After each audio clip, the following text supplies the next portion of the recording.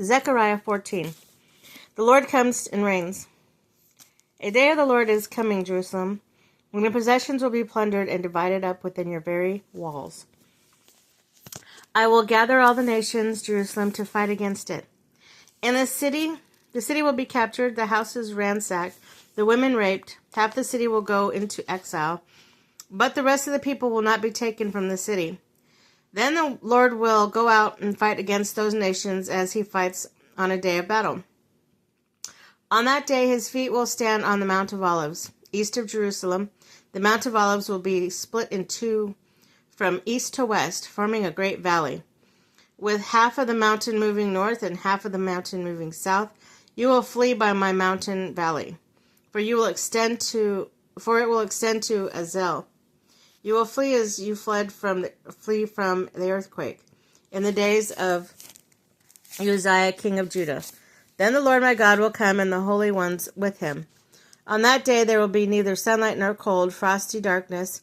It will be a unique day, a day known as only to the Lord, with no distinction between day and night. When evening comes, there will be light.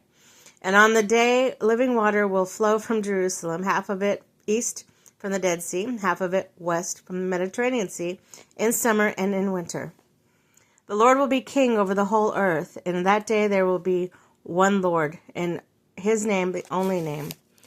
The whole land from Geba to Rimmon, south of Jerusalem, will become like Arabah. But Jerusalem will be raised up from Benjamin Gate to the site of the first gate, to the corner gate, and from the tower of Hananel to the royal winepress, and will remain in its place. It will be inhabited, never again will it be destroyed.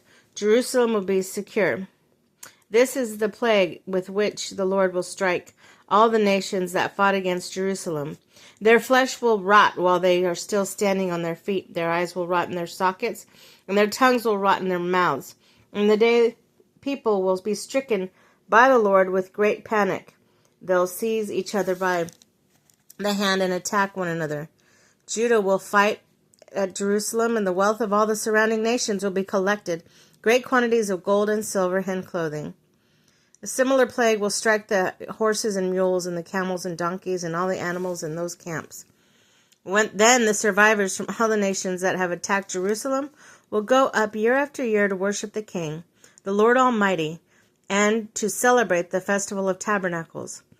If any of the people of the earth do not go up to Jerusalem to worship the King, the Lord Almighty, they will have no rain. If the Egyptian people do not go up and take part, they will have no rain.